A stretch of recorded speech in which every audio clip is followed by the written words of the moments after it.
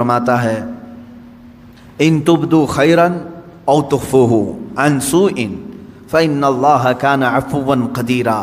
अगर तुम कोई भलाई अलल ऐलान करो या छुप कर, यानी कोई भी भलाई, अब देखें इससे पहले बुराई का तज़किरा हुआ, बुराई अगर हुई तो अलल ऐलान हरगिज़ नहीं, अल्लाह पसंद नहीं करता। लेकिन भलाई अगर तुम अलल ऐलान करो या छुप कर करो, दोनों भी अल्लाह कबूल करेगा। अल्लाह दोनों चीज़ों को पसंद करता है। कुछ भलाइयाँ ऐसी हैं जिनको अलल ऐलान करना है और कुछ भलाइयाँ ऐसी हैं जिनको छुपा कर करना है। नेकियां जो है ना, सब छुपाने का हुक्म नहीं है। बाज नेकियां वो हैं जिनको अलल ऐलान करना है। नमाज छुप कर पढ़ने का हुक्म नहीं है हमें। सारे लोगों की नजरों में आकर के जमात से नमाज अदा करो, अलल ऐलान करो ये नेकी। ज़कात देने का भी हुक्म यह है, छुपा करके नहीं, दिखा करके देना अफजल है ज़कात। बाकी जो खैरात है, नफिल खैरात, ऐसा दो कि दूसरे हाथ को खबर भी ना हो। देखें आप, नेकियां बाज अलल ऐलान करना है और बाज छुपा करके। नमाज अगर कोई कहता है नहीं मैं अपने रूम में पढ़ लेता हूँ, मैं बंद करके अकेला पढ़ लेता हूँ, मना किया गया है कि ये नेकी छुप करके नहीं, दिखा कर करनी है, अलल ऐलान करो। इसकी वजह क्या है? कई वजूहात हैं मेरे अजीज़ों। मस्जिदों में अजान देकर तुम्हें बुलाया जा रहा है, इकामत बोलकर खड़ा किया जा रहा है, सफ़ों में तरतीब देकर के तुम्हें नमाज पढ़ाई जा रही है हर मस्जिद में। क्यों? नमाज तो तुम्हारे घर में भी हो सकती है। उसकी वजह यह है कि ये अल्लाह का फ़र्ज़ है। तुम घर में पढ़ते होंगे, लेकिन अगर तुम सामने नहीं आए तो सारे मुसलमान तुम्हारे बारे में बदगुमानी करेंगे कि ये बेनमाजी आदमी है, बेनमाजी आदमी, कभी इसको मस्जिद में हमने नहीं देखा। अगर से तुम नमाज पढ़ रहे थे, लेकिन सारे मुसलमान तुम्हें क्या समझेंगे? बेनमाजी समझेंगे। और अल्लाह रब्बुल इज़्ज़त के यहाँ एक कानून ये भी है, हदीस रसूल में है, हुजूर ने फरमाया तमाम मोमिनीन जिसके बारे में जो गुमान रखते हैं, अल्लाह भी उसके साथ वैसा ही फैसला करेगा।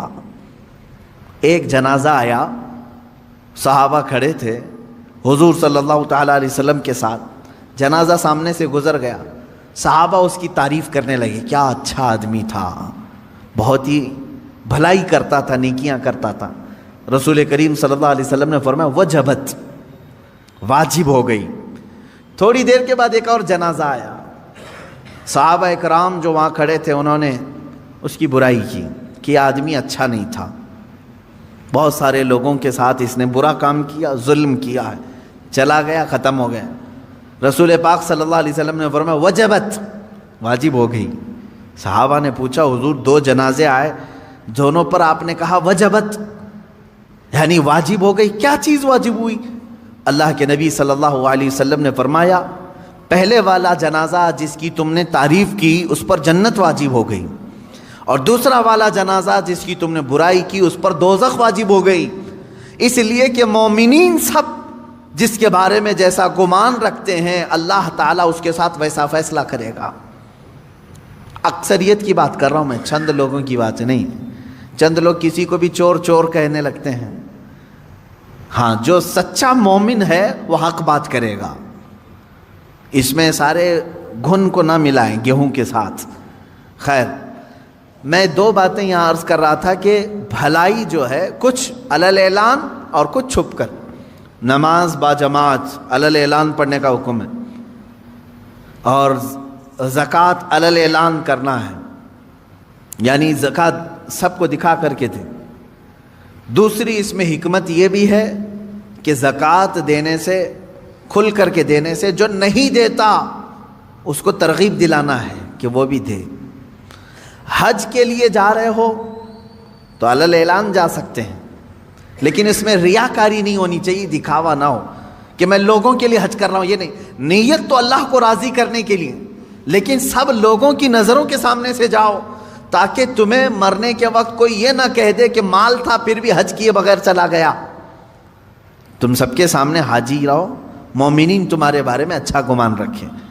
ये वो नेकियां हैं जिनको अलल ऐलान करने का हुक्म है, और कुछ वो हैं जो छुपा करके करो। مثال کے طور پر آپ کچھ نفل روزے رکھتے ہیں تو یہ ضروری نہیں کہ ہر ایک کو بولتے پھریں کہ میں ہفتے میں اتنے روزے رکھتا ہوں، مہینے میں اتنے روزے رکھتا ہوں. وہ تمہارے اور تمہارے رب کے درمیان راز ہے. یہ روزے چھپ کر کے کرو. کچھ خیرات ایسی ہیں جسے چھپا کر کے دینا افضل ہے. زکوٰۃ کی بات نہیں کر رہا ہوں، زکوٰۃ دکھا کر کے دینا افضل ہے. صدقہ اور خیرات جو غریبوں کی مدد کے لیے دوسرے اوقات میں آپ کرتے ہیں، اسے دکھا کر کے نہیں، چھپا کر کے دینا افضل ہے. وہ بھی نیکی ہے، وہ بھی نیکی، دونوں نیکیاں ہیں، لیکن بعض میں چھپانا ہے، بعض میں ظاہر کرنا ہے. اس طرح بہت ساری نیکیاں ایسی ہیں جو نفل ہیں، اور نفل کو دکھا کر کرنے کا حکم نہیں ہے، چھپا کر کے کریں. عزیزہ نگرامی وقار، یہاں سے یہ بات پتہ چلی کہ برائی کو علل اعلان کرتے ہو تو اللہ ناپسند کرتا ہے. برائی کو اگر علل اعلان کرتے ہو اللہ ناپسند کرتا ہے، لیکن بھلائی علل اعلان کرو یا چھپا کر کرو، دونوں اللہ کو پسند ہے، دونوں اللہ کو پسند. اب یہاں پر ایک اور بات، مسئلہ میں بتا دوں. نماز چھوڑنا گناہ ہے کہ نہیں ہے؟ سب کو معلوم ہے حرام ہے، بلکہ کبیرہ گناہ ہے.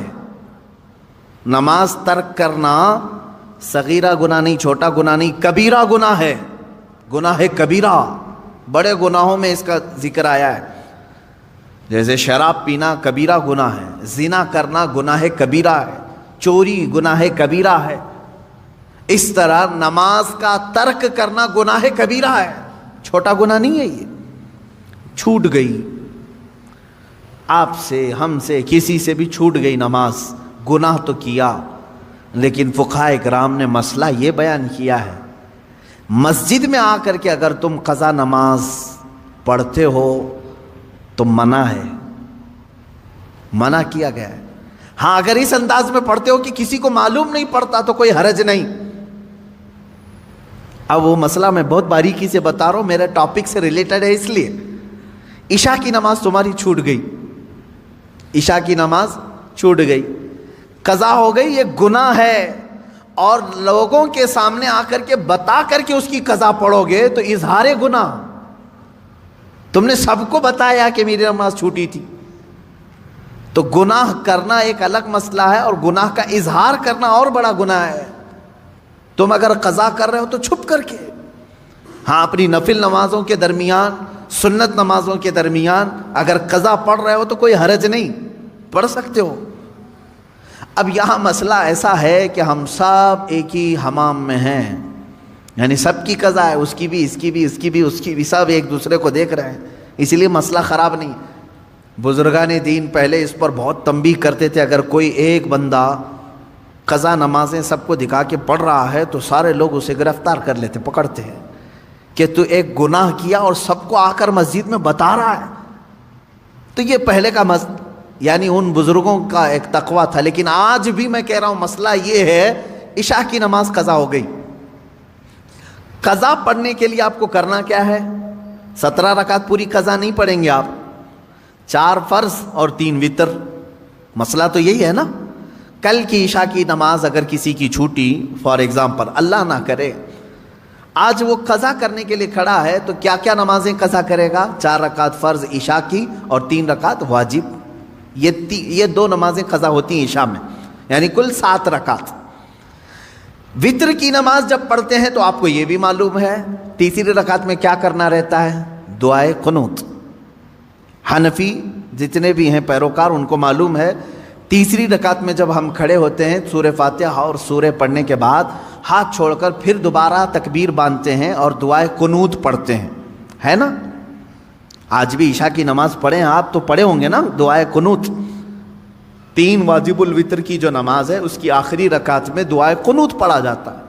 لیکن جب قضا نماز پڑھ رہے ہیں آپ، کل کی عشاء کی قضا پڑھنے آئے، 4 رکعت فرض پڑھ لیا، کسی کو نہیں معلوم، قضا پڑھ لیا آپ نے سنت کی جگہ، 3 رکعت وتر پڑھ رہے تھے.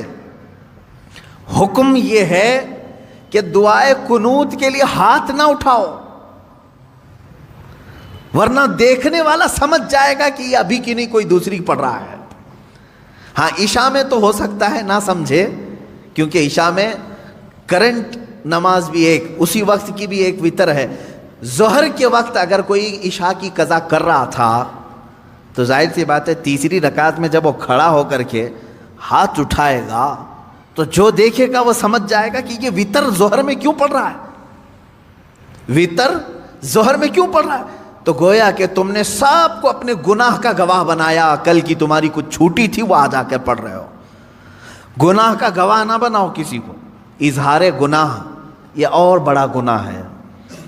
یہ مسئلہ آپ نے سمجھ لیا ہوگا. اب اندازہ کرو ایک چھوٹی ہوئی نماز کو بندہ جب ادا کرنے آ رہا ہے تب شریعت نے اتنا حکم دیا ہے کہ چھپ کر کے کرو. ان لوگوں کا کیا انجام ہوگا جو فحش کلامی علل اعلان کرتے ہیں, رات کو زنا ہو گیا ہے فلاں کے ساتھ, فلاں ہو گیا ہے, اس کو مزے لے کر کے بیان کرتے ہیں, ان کا کیا انجام ہوگا. میاں یہاں نماز کی قضا کے لیے بھی شریعت نے کہا ہے کہ اس طرح پڑھو کہ لوگوں کو خبر نہ ہو, اور لوگوں کی جو برائیاں بیان کرتا ہے کٹوں پہ بیٹھ کر کے, اس کا کیا انجام ہے. سوچو اس بات کو. قرآن کی یہ دونوں آیتیں ہمارے لیے عبرت ہیں. اللہ نے فرمایا ایک تو یہ زبان سے نکلنے والا کوئی برا کلمہ اللہ تم سے ہرگز پسند نہیں کرتا, اور جب ایسا بندہ مر جاتا ہے جو فحش کلامی کرتا ہے اس کے منہ سے بدبو نکلتی ہے ایسی کہ جہنم بھی کانپنے لگتا ہے. یہ حدیث میں ہے. اور دوسری چیز, دو آیت میں نے پڑھی, ان تبدو خیرن او تخفو, اگر تم بھلائی کو علل اعلان کرو یا چھپ کر کرو اللہ رب العزت اسے پسند کرتا ہے, قبول کرتا ہے. او تعفو عن سوء, ایک اور اس میں ذکر ہے. اللہ فرماتا ہے یا کسی کی برائی سے درگزر کر دو, کسی کے اندر تم نے برائی دیکھی اسے معاف کر دیا. فإن اللہ کان عفوا